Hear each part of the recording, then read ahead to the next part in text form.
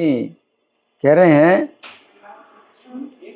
इति दृक् स्वलीलाभिरानंद कुंडे, कि ये जो अपनी लीलाएं हैं, इस प्रकार की जो अपनी लीलाओं के द्वारा आनंद कुंडे, आनंद के कुंड में स्वघोषम निमज्जनतम, अपने ब्रजवासियों को डुबोते हैं।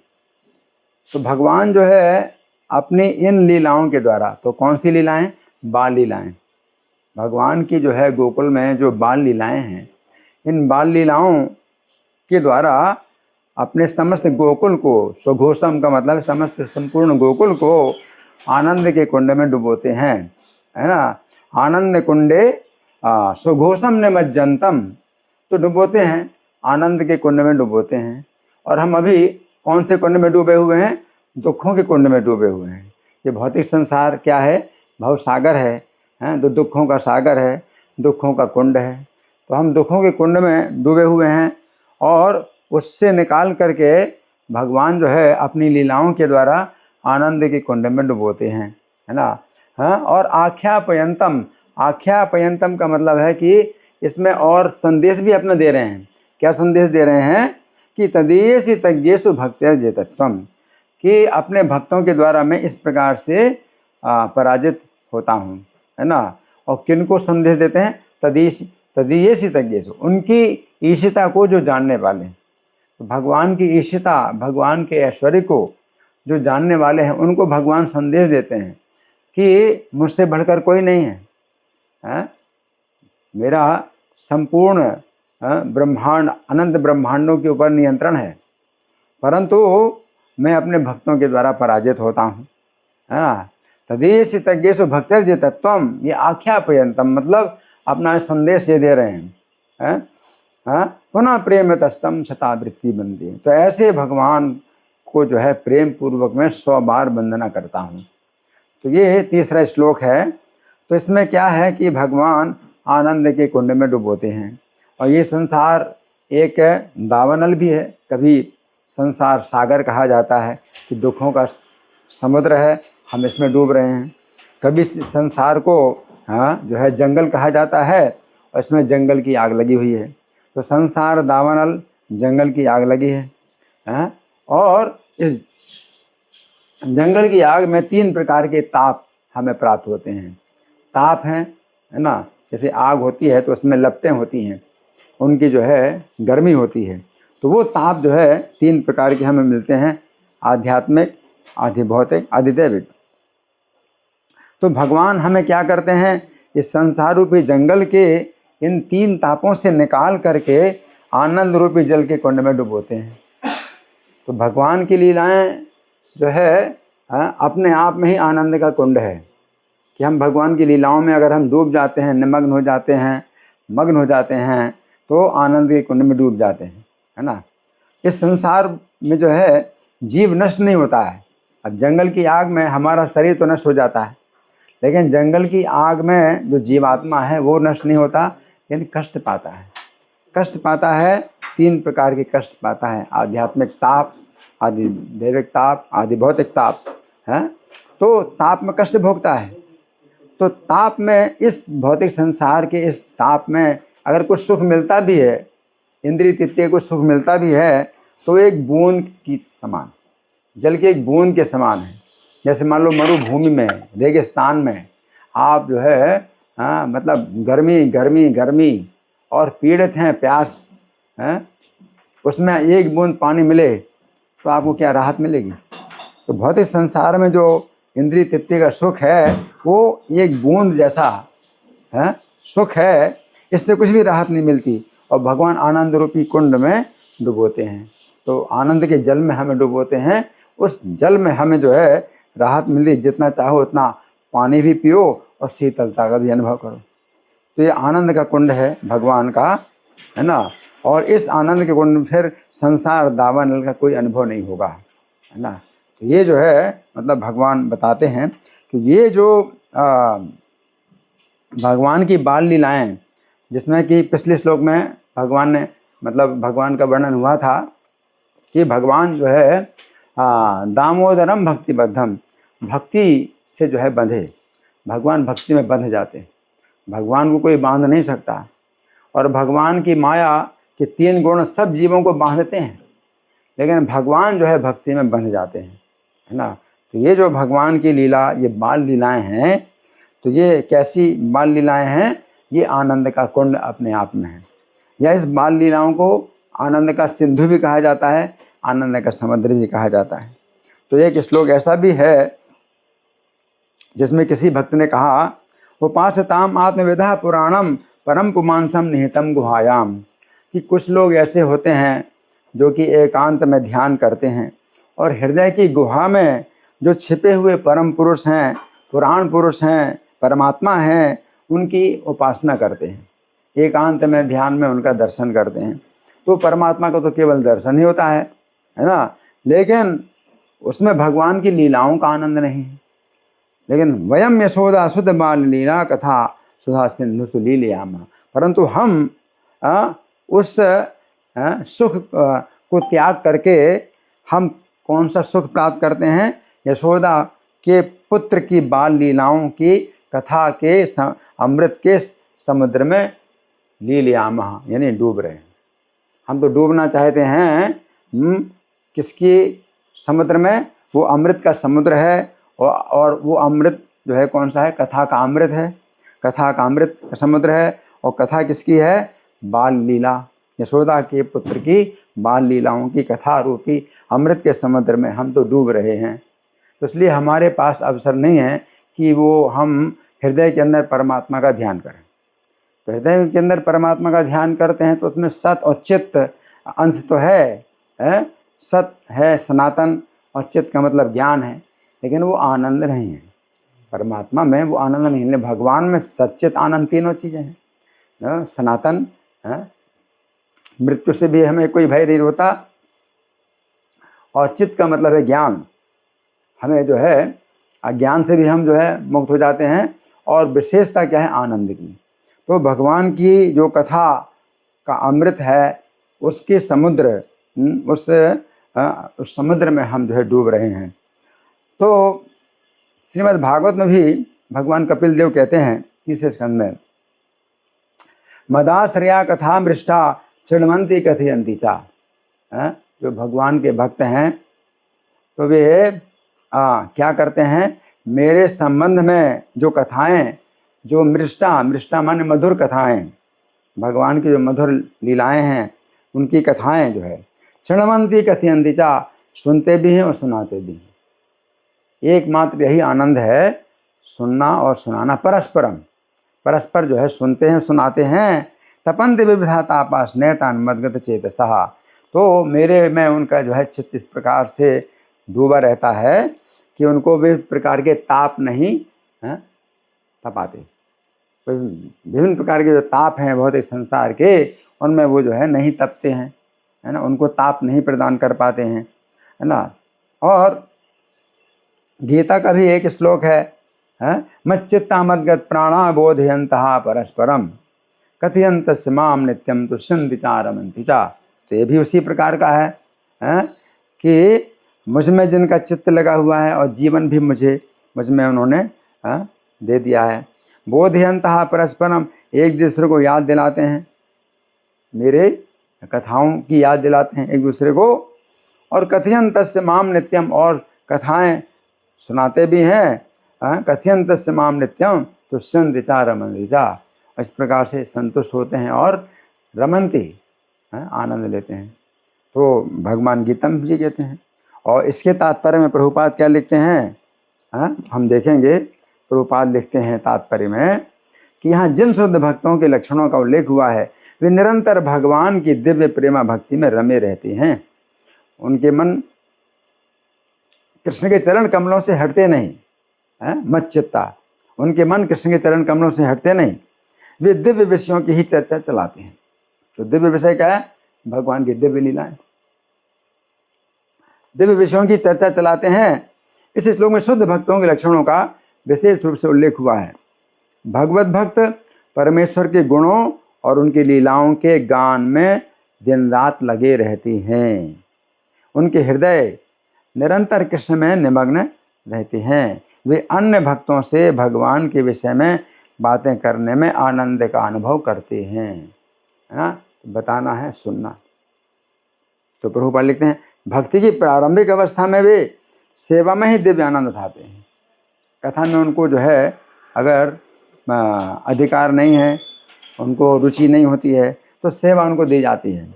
तो प्रारंभिक अवस्था में सेवा दी जाती है और परिपक्व अवस्था में भी ईश्वर प्रेम को प्राप्त होते हैं।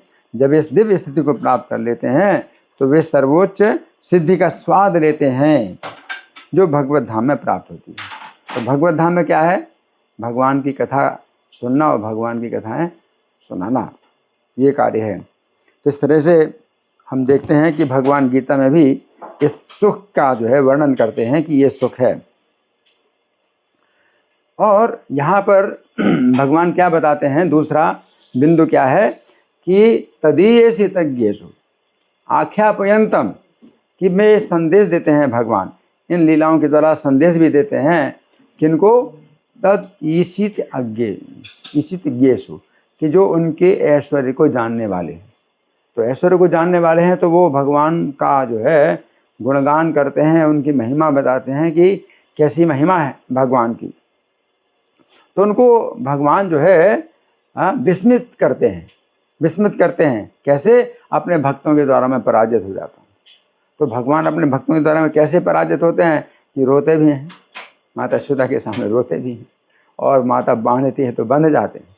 इस प्रकार से जो है उनको विस्मय में डालते हैं भगवान, उनको जो उनके ऐश्वर्य को जानने वाले हैं। तो अपने भक्तों के द्वारा अपने पराजय के भाव को प्रकाशित करते हैं, है ना। अब इस संबंध में कुंती महारानी श्रीमद् भागवत में बड़ी लंबी स्तुति करते हैं। उसमें एक श्लोक है जिसमें वो कहते हैं गोप्या ददे त्वयि कृतागसि दाम तावत, कि गोपी ने जो है अपने हाथ में रस्सी ली। क्यों? क्योंकि आपने अपराध किया है ना। याते दशास्त्रु कलिलांजन समन, तो आपकी कैसी दशा हो गई कि आँखों से के आंसुओं से जो है अंजन जो है अब धुलने लगा, आँखों को मल रहे हैं और जो कज्जल है वो पूरा का पूरा जो है उसमें धुल रहा है। संभ्रम अक्षम, और आँखें जो है उनकी जो है कैसी हैं? आतंकित हैं। वक्त्रम ननीय, और सिर जो है झुकाए हुए हैं। भय भावनया स्थित से, वो भय की भावना से खड़े हैं। सा माम विमोहित भीरपि तद यद विभेति, तो ये आपकी दशा जो है मुझे भी विमोहित करती है।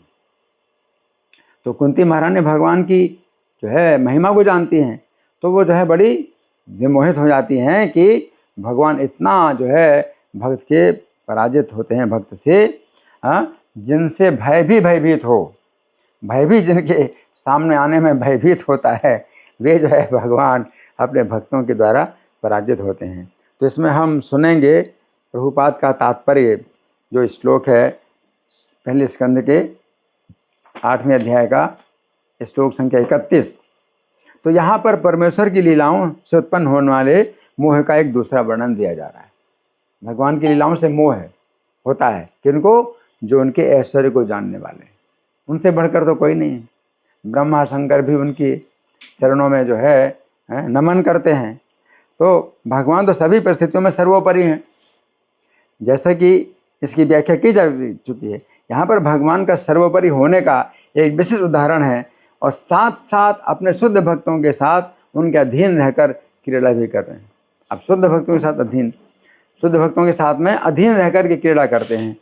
भगवान का शुद्ध भक्त अनन्य प्रेम के कारण ही भगवान की सेवा करता है, और ऐसी भक्ति में सेवा करते हुए वो परमेश्वर के पद को भूल जाता है कि सर्वोच्च उनका जो स्थान है, सर्वोच्च भक्त भूल जाता है। भगवान भक्तों की प्रेममय सेवा को स्वीकार बड़े चाव से करते हैं, वो प्रेममय सेवा को जब वो सेवा शुद्ध स्नेह से की जाती है, ना कि पूज्य भाव से।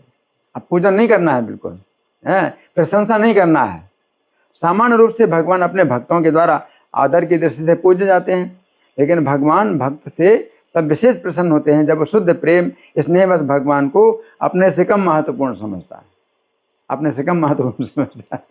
है, भगवान के मूल धाम गोलोक वृंदावन में भगवान की सारी लीलाओं का आदान प्रदान इसी मनोभाव में होता है कि भगवान हमेशा छोटे रहते हैं, हैं, कम महत्वपूर्ण रहते हैं। बड़े बड़े लोग हैं वो बड़ी बड़ी बातें करते हैं और कृष्ण जो है उनके आश्रित रहते हैं, है ना। कृष्ण के मित्र उन्हें अपने ही जैसा मानते हैं और उन्हें आदरणीय महत्व के नहीं मानते। भगवान के माता पिता उन्हें केवल एक बालक मानते हैं। भगवान अपने माता पिता की प्रताड़नाओं को वैदिक स्तोत्रों द्वारा की गई स्तुतियों से बढ़कर आनंददायी मानते हैं। वो डांटते हैं माता पिता, तो वैदिक स्तोत्रों से जो भगवान की स्तुति की जाती है, बड़े बड़े जो ऋषि मुनि करते हैं, उससे ज़्यादा आनंद उनको मिलता है माता पिता की प्रताड़नाओं के द्वारा। इसी प्रकार अपनी प्रेमिकाओं के उल्लाहनों को, कि तुम बड़े झूठे हो, तुम धोखेबाज हो ना, इतना सब उल्लाहनों को वैदिक स्तोत्रों से ज़्यादा रुचि से सुनते हैं, है ना। जब भगवान श्री कृष्ण इस धराधाम में मूल गोलोक वृंदावन के दिव्य जगत के नित्य लीलाओं को जन सामान्य के आकर्षण के लिए प्रकट करने के निमित्त उपस्थित थे, यानी नमूना, भगवान अपने जो गोलोक धाम की लीला है उसका नमूना यहाँ इस जगत में दिखाते हैं कि वे भक्तों के द्वारा कैसे पराजित रहते हैं, है ना। तो जब भगवान उपस्थित हुए जन सामान्य के आकर्षण के लिए, कि जन सामान्य भी आकर्षित हो, कि भगवान ऐसे नहीं कि हमेशा शोषण करेंगे, है ना, और तुम्हें प्रताड़ित करेंगे, हैं, और तुमको जो है अपनी सेवा में लगाएंगे, घोड़े की तरह भगाएंगे, गधे की तरह भार डालेंगे, ऐसे नहीं भगवान, है।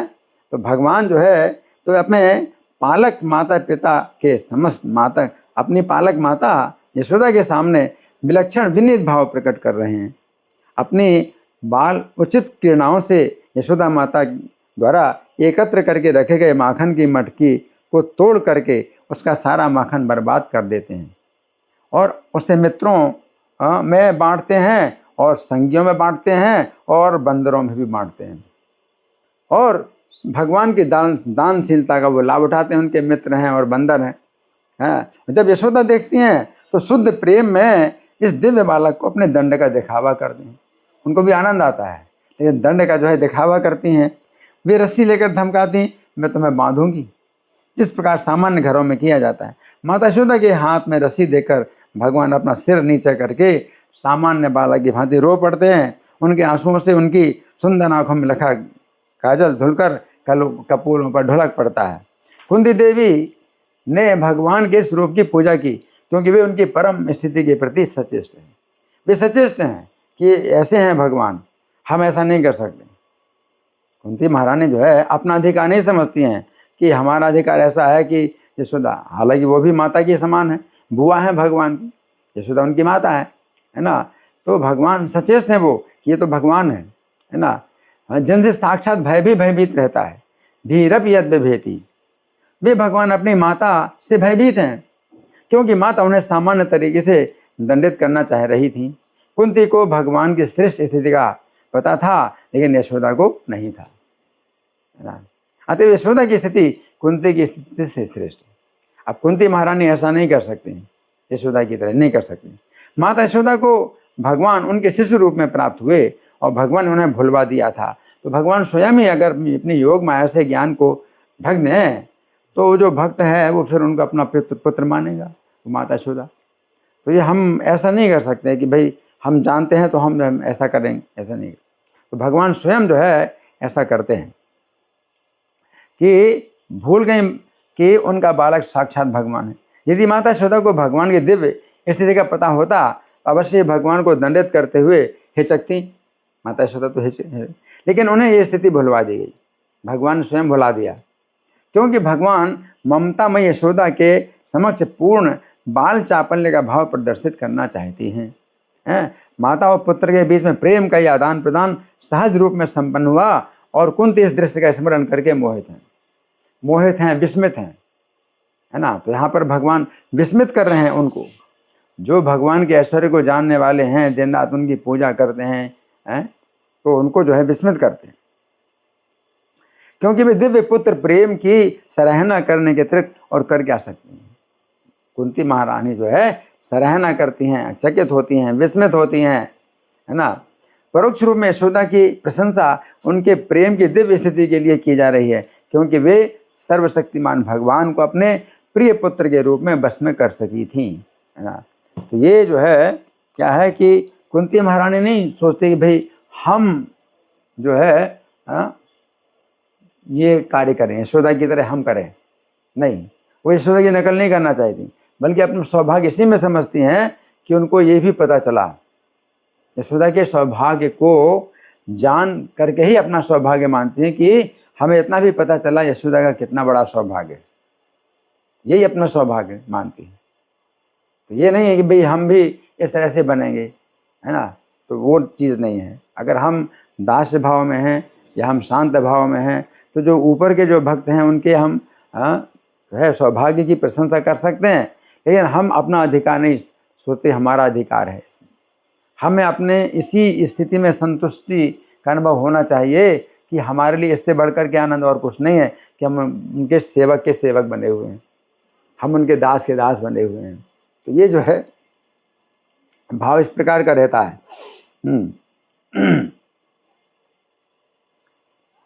तो फिर यहाँ पर कहा गया है पुनः प्रेम तस्तम सदा वृत्ति बंदे, कि मैं प्रेम पूर्वक उन परमेश्वर को 100 बार वंदना करता हूँ, है ना। तो जो सत्यव्रत मुनि है तो वे भगवान की वंदना करते हैं, 100 बार वंदना करते हैं। तो मतलब यहाँ पर जो हमारा जो कर्तव्य है वो यही है कि जो माता यशोदा हैं, नंद हैं, है ना, हम ना सोचें कि भाई हम ऐसे बनेंगे, लेकिन हम जो है उनके जो सौभाग्य का आदर करें, हम उनके सौभाग्य की प्रशंसा करें और अपनी इसी स्थिति में संतुष्ट रहें।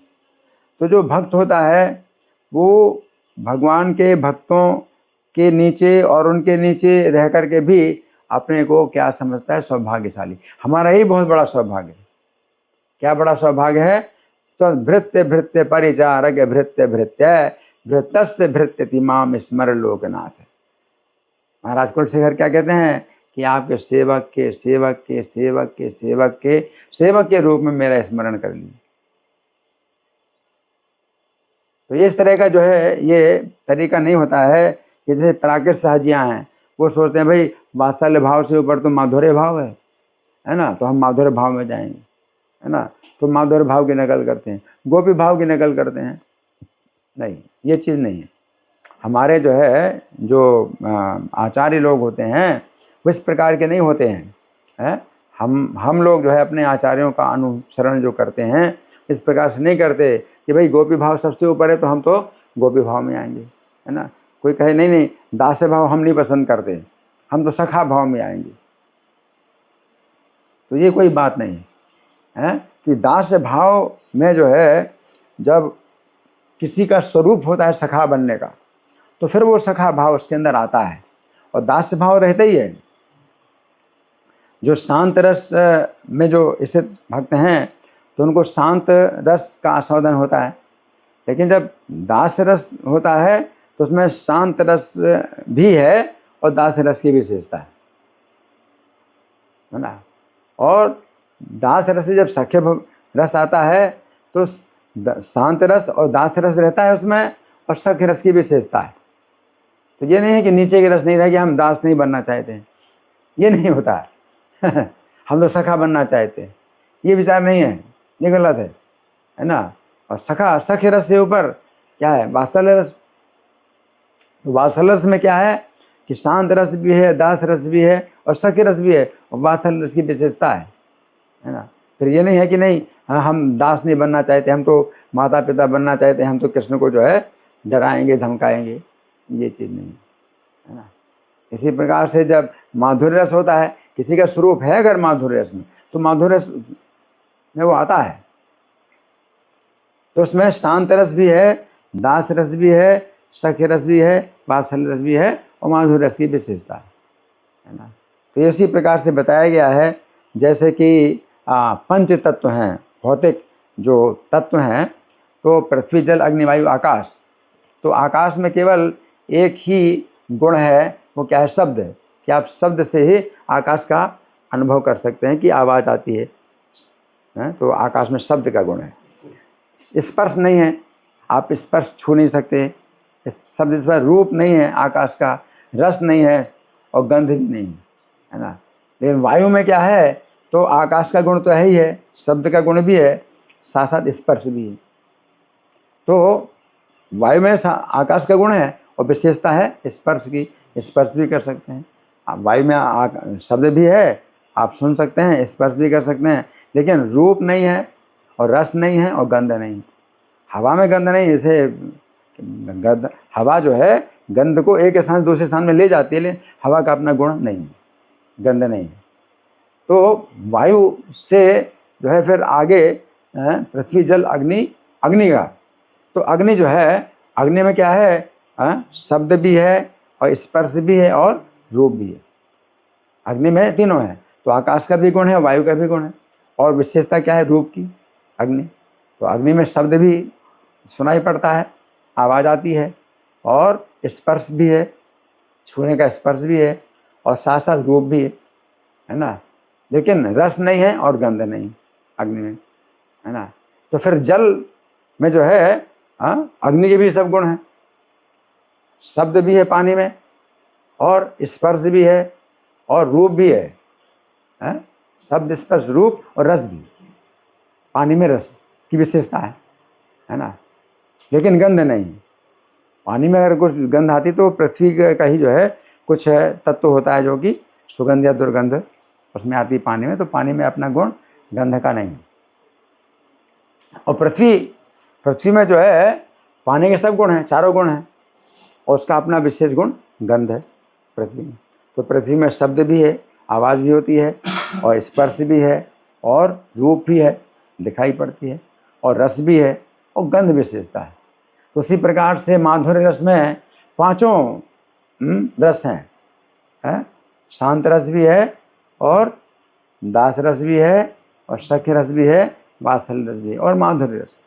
माधुर्य की विशेषता है, जो वात्सल्य रस है तो उसमें माधुर्य रस नहीं है, लेकिन वात्सल्य रस की विशेषता है, और नीचे के सब रस हैं, क्या है, शांत रस भी है, दास रस भी है, और सख्य रस भी है, वात्सल्य की विशेषता है। और जो सख्य रस है तो उसमें नीचे के दोनों रस हैं, शांत रस भी है, दास रस भी है, और सख्य रस की विशेषता है ना। इस प्रकार से लेकिन हम अपने जो है स्थान में हम जिस भी रस में होते हैं तो हम नहीं जान सकते कि इससे ऊपर कोई रस है।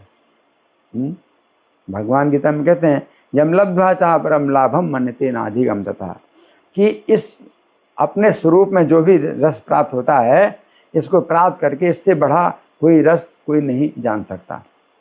मतलब इससे बड़ा रस वो नहीं मानता कि इससे बड़ा कोई आनंद है ना।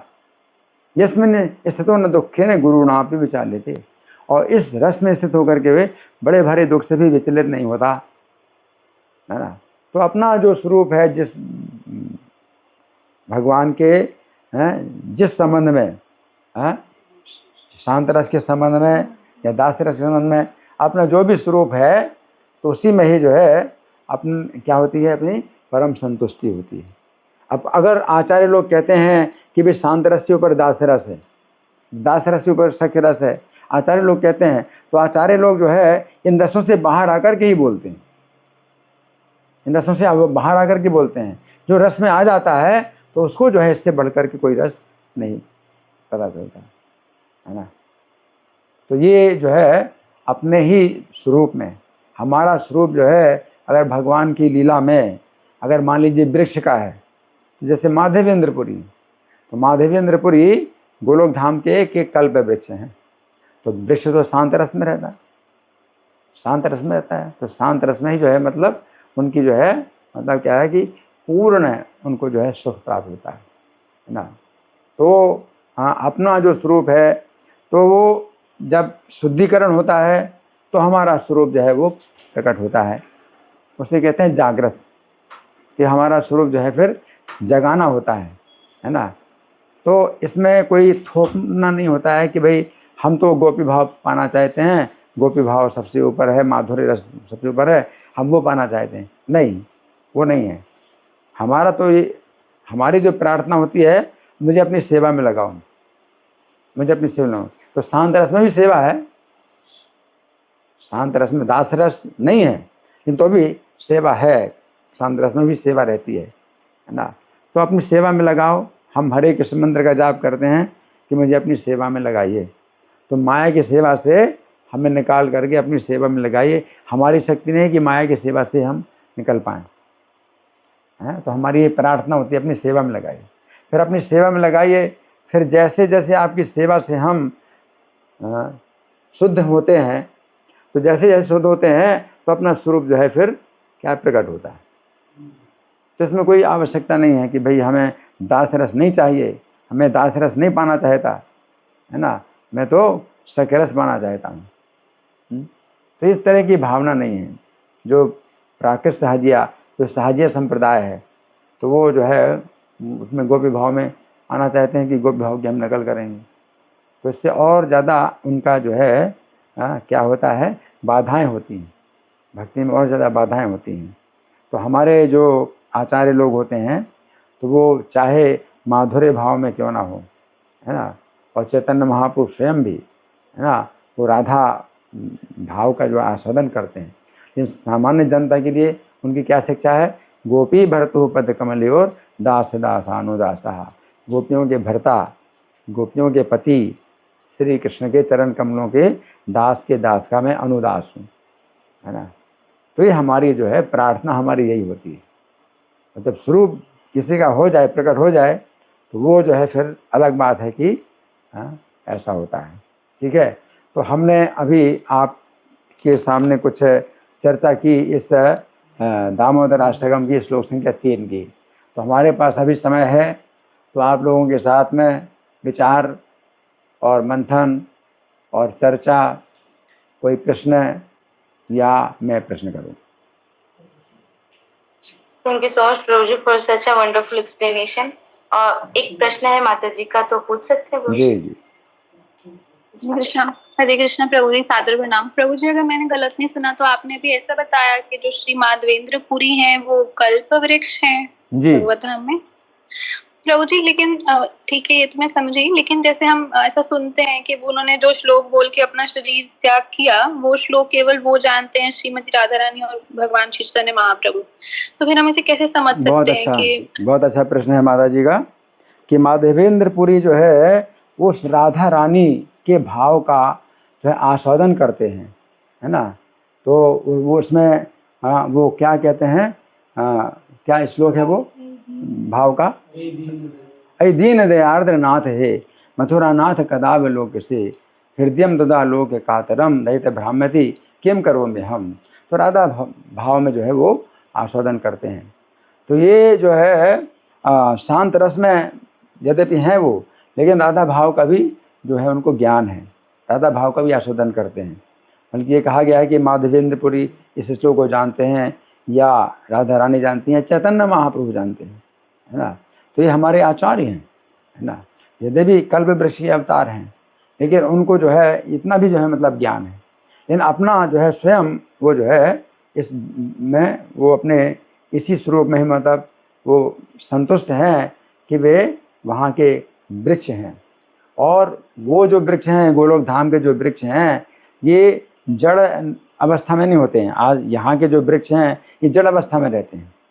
जड़ अवस्था होती है उनकी, अचेत अवस्था रहती है कि उन्हें जो है कुछ भी पता नहीं चलता, उनकी इंद्रियां भी जो है सब जो है सक्रिय नहीं होती, उनकी इंद्रियां जो है सब सक्रिय नहीं होती हैं, है ना। तो लेकिन वहाँ पर उनकी सभी इंद्रियां सक्रिय हैं, जो वृक्ष हैं उनके सभी इंद्रियां सक्रिय हैं। जैसे भगवान जो है कदम्ब के पेड़ में चढ़ कर के जब कूदते हैं कालिया दहा में, तो कदम्ब का पेड़ तो हरा भरा था, और भगवान जब काली देह में कूदते हैं और कालिया सर्प जो है उनको अपने जो है पास में लपेट लेता है, बंधन में लपेट लेता है और भगवान को जो है डसता है, तो वो वृक्ष भी जो है बिल्कुल सूख गया। ये देख करके वृक्ष भी सूख गया, कृष्ण के जो सखा हैं वो भी अचेत हो गए और वृक्ष भी बिल्कुल सूख गया, है ना। तो ये मतलब ये सब इस तरह का है ना। और रूप गोस्वामी भी जिस कदम वृक्ष के नीचे वो लिख रहे हैं, तो ग्रंथ लिख रहे हैं रूप गोस्वामी, तो जिस वृक्ष के नीचे वो ग्रंथ लिख रहे हैं तो वो वृक्ष पढ़ रहा है उसको, वो पढ़ रहा है जो लिख रहे हैं। और जब राधा कृष्ण के मिलन का वर्णन जब रूप गोस्वामी लिखते हैं तो वृक्ष जो है एकदम हरा भरा और उसके नए नए उसकी कोपलें एकदम जो है मतलब रोमांचित जैसे हो जाता है, हर्ष में रोमांचित हो जाता है।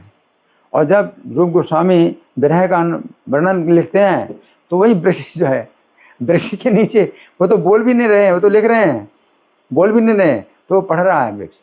और जो है विरह का जब वर्णन लिखते हैं तो बिल्कुल सूख जाता है, उसके पत्ते सूख जाते हैं, सब गिरने लगते हैं, पत्ते सूख सूख के गिरने लगते हैं, है ना। ये वृक्ष इतने संवेदनशील हैं, इतने सचेत हैं वहाँ के वृक्ष, है ना।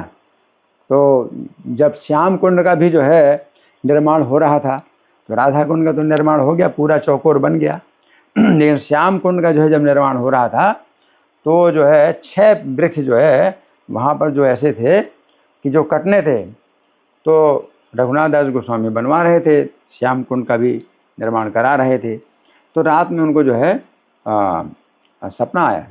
उन 6 वृक्षों ने कहा कि देखो हमें नहीं काटना, क्योंकि हम सामान्य वृक्ष नहीं हैं, हम 5 पांडव और 1 द्रौपदी हैं जो ब्रज रस को सिद्ध करने के लिए वृक्ष रूप में प्रकट हुए। तो अपने आप जब हम सूख जाएंगे तो अलग बात है, लेकिन हमें काट करके आप जो है श्याम कुंड का जो है निर्माण नहीं कराना। तो रघुनाथ दास गोस्वामी ने फिर श्याम कुंड का जो है जो घाट है वो एक जगह टेढ़ा करके बनवाया कि वो पेड़ नहीं काट सकते। तो वृक्षों में जो है कितनी चेतना है, कितने सचेत हैं, वो देखते भी हैं, सुनते भी हैं, पढ़ते भी हैं, है ना, सब कुछ है। तो वो जो है मतलब सामान्य वृक्ष नहीं है। तो हम समझते हैं कि जैसे कुंती महारानी समझ सकती हैं कि माता यशोदा का कितना बड़ा सौभाग्य है, या अपना सौभाग्य इसी में ही है कि वो जो है उनके सौभाग्य को जान पाएँ कि माता यशोदा का कितना बड़ा सौभाग्य है, और अपने इसी में ही संतुष्ट हैं कि वे जो है कृष्ण का स्मरण कर पाती हैं और संकट में कृष्ण को याद करती हैं और कृष्ण संकट में रक्षा करते हैं। तो ये उनकी जो है बहुत बड़ी जो है उपलब्धि है।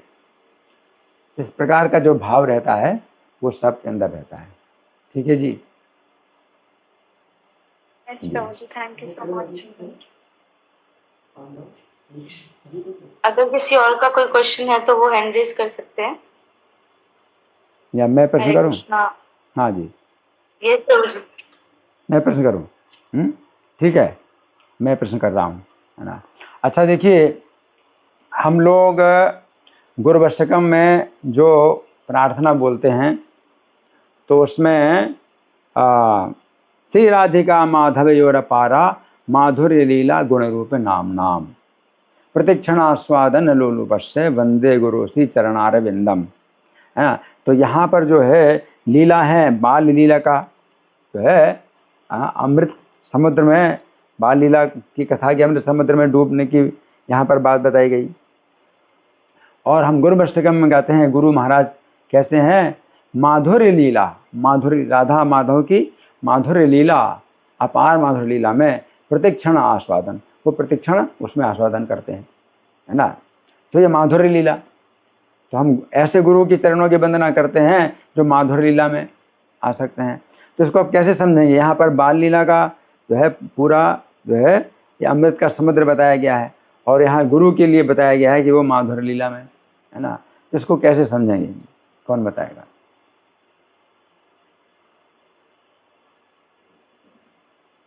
लावण्या माता जी ने हैंड रेज की है, वो बताना चाहेंगे। माता जी आप बताएं।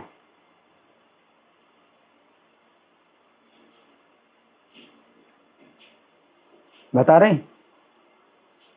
हरे कृष्णा। हाँ जी जी प्रभु जी, आपने बहुत सुंदर गोपी और भगवान की प्रवृत्ति का बताया। जैसे गोपिकाएं बहुत सुंदर भाव से भगवान की सेवा में थी, वो उनको कोई भी वेद और ज्ञान, वेद का मतलब उनको ज्ञान नहीं था, जैसे वेद पढ़े हैं, वो पढ़ी लिखी नहीं थी, फिर भी वो संस्कृत में भगवान का उच्चारण करती है, जो गोपी गीत गाती है। तो वो भाव कैसे प्रदर्शित करती है? अरे वो तो आपने तो प्रश्न किया आपने तो प्रश्न किया जो मैंने प्रश्न किया उसका उत्तर क्या है? नहीं प्रभु जी, मुझे तो क्वेश्चन पूछना। अच्छा, आपको प्रश्न समझ में नहीं आया? प्रश्न मेरा ये माता है। जी हम आपको अवसर देंगे, अभी प्रभु जी ने पूछा है उसका आंसर पूछ रहे हैं प्रभु जी, हम आपको इसके बाद अवसर देंगे। क्या आप देंगे उत्तर? क्या कह रहे हैं? नहीं नहीं प्रभु जी आप ही बताइए। अच्छा मैं बताऊं, ठीक है, मैं बता रहा हूँ। जो हमारे जो संप्रदाय के जो आचार्य लोग होते हैं वो या तो भगवान के सख्य रस में होते हैं या जो है माधुर्य भाव में, या तो भगवान की मंजरियाँ हैं, जितने आचार्य हैं हमारे वो मंजरियाँ हैं, है ना। तो इसलिए मंजरी भाव में जो है जो भगवान की सेवा करती हैं मंजरियाँ, वो हमारे गुरु हैं। तो मंजरी भाव में उसमें बताया गया है कि निकुंज योनो रति के लिए सिद्धि या लिभिर जुक्तिरपेक्षणीया। मंजरी भाव में हमारे जो गुरु हैं वो मंजरी भाव में हैं। तो जो सखियां हैं, सखियां राधा और कृष्ण के मिलन कराने के लिए होती हैं, वो सखियां कहलाती हैं। और मंजरियां हैं वो केवल राधा रानी की ही सेवा में लगी रहती हैं। अंतर यही है। तो जो सखियां हैं वो राधा कृष्ण का मिलन कराती हैं, है ना। और राधा कृष्ण के जो है जो मिलन के लिए जो जो युक्तियाँ जो सखियाँ बनाती हैं कि कैसे मिलन हो, उस तरीके उपाय बनाती हैं, तत्रादि दाक्षा दति वल्लभ से। तो हमारे गुरु महाराज जो है उनमें बहुत दक्ष हैं और बहुत प्रिय हैं। वंदे गुरु श्री चरणारविंदम, ऐसे गुरु के चरणों की, चरण कमलों की मैं वंदना करता हूँ। और वो भी कि राधा माधव की माधुर लीलाओं में, तो भगवान चैतन्य इस प्रकार से जो है राधा माधव की मधुर लीलाओं में, लेकिन राधा माधव की मधुर लीलाओं में जो आस्वादन करते हैं चैतन्य महाप्रभु, तो केवल 3.5 लोग ही हैं उनके साथ, जिनके साथ में ये चर्चाएं करते हैं। सामान्य लोगों के बीच में नहीं करते। 3.5 लोग कौन है? रामानंद राय, स्वरूप दामोदर और सिक्की माहिती, और माधवी देवी जो उनकी बहन है सिक्की माहिती की, वो आधा है, स्त्री होने के कारण आधा। तो 3.5 लोगों के साथ ही चर्चा करते हैं, सामान्य लोगों के बीच में नहीं, है ना। तो वो जो है गुरु महाराज अगर इनमें अगर वो आस्वादन करते हैं, प्रतिक्षण आस्वादन लोलुपस्य, तो वो जो है सामान्य लोगों के लिए नहीं है वो चीज़ें। तो कोई जो गुरु हैं वो इस प्रकार से हो सकते हैं कि भगवान की मधुर लीला में जिनका प्रवेश है, उनका स्वरूप है ना। और कुछ जो है उनके सखा होते हैं, है ना। तो जैसे प्रभुपाद में सखा है, तो प्रभुपाद सखा है, तो प्रभुपाद ने एक कविता लिखी जिस समय समुद्री यात्रा कर रहे थे। तो समुद्री यात्रा में उनको जो है ये चिंता, बहुत बड़ी चिंता हो गई कि उनका शरीर छूटने वाला है। तो शरीर छूटने की चिंता नहीं थी, लेकिन जिस कार्य के लिए वो जा रहे हैं वो कार्य कैसे होगा। तो वो इतनी चिंता थी, इतनी चिंता थी, इस चिंता में उनका इतना शुद्धिकरण हुआ कि उनको अपने स्वरूप का ज्ञान हो गया, अपना स्वरूप मालूम हो गया। तो उन्होंने कविता लिखी कि मैं आपके साथ में जो है गौवें चराता था, अब वो दिन कब आएगा कि मैं दोबारा आपके साथ में गौवें चराऊँगा और वन में जो है भूमि में लौटूँगा। तो ये जो है उनको अपने स्वरूप का ज्ञान हो गया प्रभुपाद को। तो वो प्रभुपाद अपनी कविता में लिखते हैं। भक्ति विनोद ठाकुर अपनी एक कविता उन्होंने लिखी है, अपने को कमल मंजरी बताते हैं, कमल मंजरी मेरा नाम है ना। तो वो जो है अपना स्वरूप बताते हैं। तो इस तरह से जो है गुरु का स्वरूप होता है।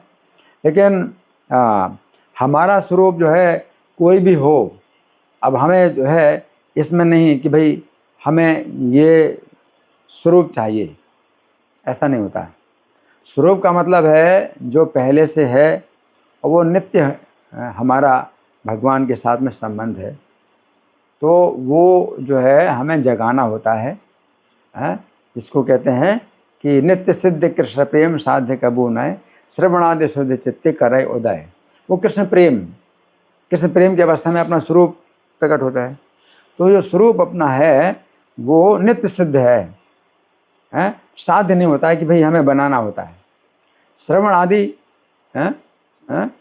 आदि शुद्ध चित्ते, श्रवण आदि कार्यों से जब चित्त शुद्ध होता है तो उदय होता है। जैसे सूर्य का उदय होता है, तो सूर्य का जन्म थोड़ी होता है, सूर्य का उदय होता है, सूर्य तो पहले से ही है, उसका उदय होता है। उसी प्रकार से हमारा जो स्वरूप पहले से ही है, वो हमें केवल उसको क्या है, जगाना होता है। कभी कहते हैं सुप्त प्रेम है, कि वो प्रेम जो है अपना स्वरूप सुप्त पड़ा हुआ है, हमें उसको जगाना है। या चित्त की शुद्धि से उसका उदय होता है, जो भी कहें, लेकिन वो हमारा पहले से संबंध भगवान के साथ जो है, भगवान की लीला में हमारा जो भी स्थान है, 5 प्रकार के रसों में हमारा कोई एक संबंध है, उसी को हमें जगाना होता है। इसलिए हम नहीं जानते, तो हम अपनी तरफ से कुछ है, हमारा आग्रह नहीं होना चाहिए कि भाई हमें वो समझ चाहिए, ये नहीं होना चाहिए। शुद्धिकरण हो, है ना, तो हम शुद्धिकरण जो है केवल करेंगे तो जो है हमें वो स्वरूप जो है प्राप्त होगा। ठीक है जी। जी अच्छा, आपका प्रश्न है माता जी? यस प्रभु, लावण्य माता जी का जो क्वेश्चन था, प्लीज आंसर। यस माता जी, आप कैसे पूछ सकते हैं? हरे कृष्णा प्रभु जी, जैसे अभी आपने बताया कि हम जैसे गोपियों के प्रति, जो गोपियां भगवान के प्रति भाव में थी, और जिस तरीके से दास्य भाव का आपने बताया कि भगवान की सखियों के रूप में, तो ये भाव हम लोग किस तरीके से अपने हृदय में विकसित कर सकते हैं, या ये किस तरीके से हमारे अंदर ये थोड़ा बहुत भी एक रज मात्र आ जाए? देखिए, अभी हमारी जो है भावना ये होनी चाहिए कि सेवा की भावना हो, सेवा की भावना हो। अभी हम अपने शरीर की चेतना में, अपने शरीर की चेतना में है ना, तो मैं जो है मतलब अपने शरीर की चेतना में हूँ, तो अपने जो है जो आस पास के जो भक्त हैं उनके साथ अपने अच्छे संबंध बनाऊँ, और जिन्होंने हमें कुछ गाइडेंस दिया है ना, और वो हमें सेवा में लगाते हैं और सुधार करते हैं, तो उनके प्रति समर्पित हों और अपराध ना हो।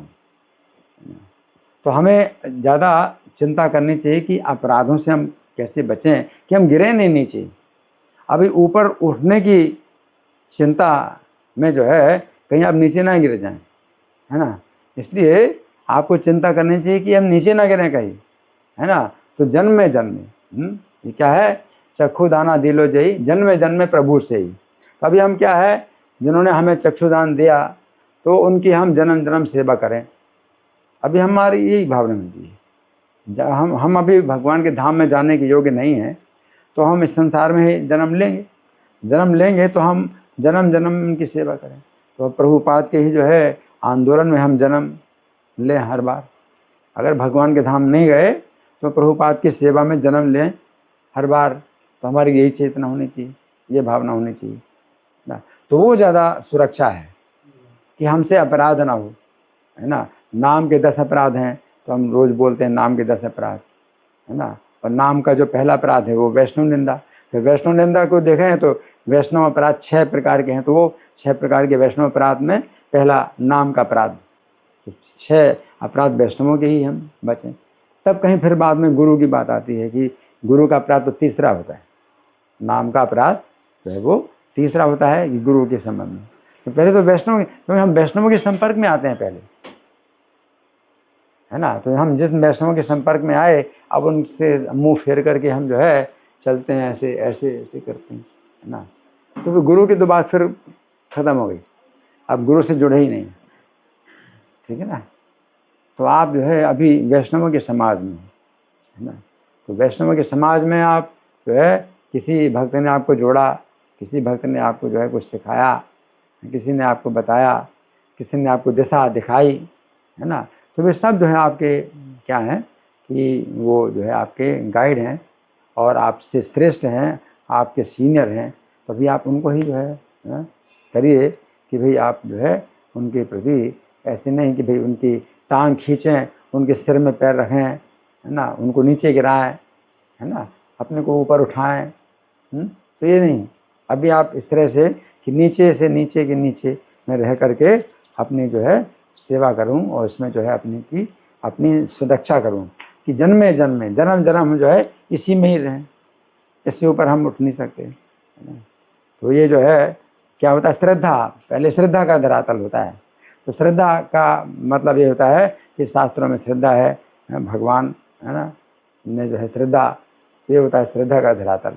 और श्रद्धा के धरातल से साधु संघ के धरातल पर आते हैं।